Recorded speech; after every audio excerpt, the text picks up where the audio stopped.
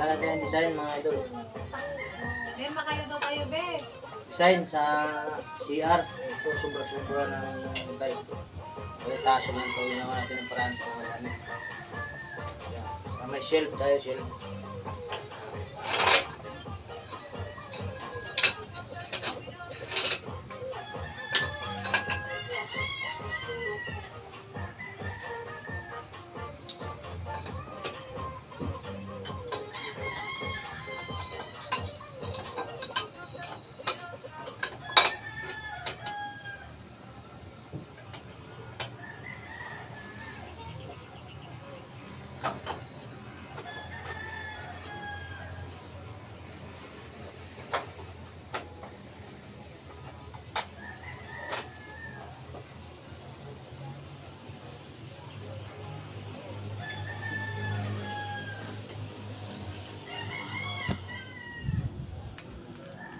Yan mga idol, yan.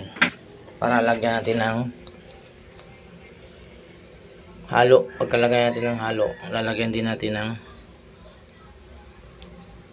dito harang para sarado. Yan, shelf na. Yan. Marami kayong may patong dito mga idol. Yan, design natin sa may kanto. Yan, meron pa sa taas. Sa dalawa, tatlo. Ayan, ito mga retaso na lang to, yung mga dinadala ko sa project na binibigay ng bossing ko. Ayan, dito lang ito sa bahay. Ayan, para magamit naman sayang dinala ko. Ayan. Tapos lagyan natin ng halo. Pagkatapos natin ng lagay ng halo dyan, haharangan natin siya. Ayan. Ayan mga idol, oh, diba? Oh, shelf na. Oh, may patungan pa. Oh. Lalagyan natin ng halo ng loob, tapos ilagay ito. Tapos lagyan ng grout. Yan. Sarado na yan. Maganda na tingnan yan mga idol. Yan. Yan mga diskarte. Para hindi na kayo bumili ng mga patungan. Yan. Diyan na lang pang buhay din yan. Yan. Yan. May kalang ako sa ilalim para salpakan na lang ng halo. Yan. Yan mga idol. Yan. Thank you. Yan. Sana may natutunan kayo sa diskarte ko. No?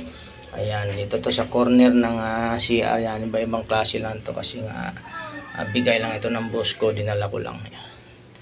Yan. Diskarte lang. Yan. May shelf tayo. Lagay ng sabon, shampoo. O yan, kung ano-ano ilagay yan basta magkasya. Thank you sa panonood. Paki-subscribe na lang po mga idol. Yan, maraming salamat po. Yan. Sa channel kong Boy Sangit. Yan, Boy Sangit po ang aking channel. Magandang idea ito mga idol. Yan, thank you.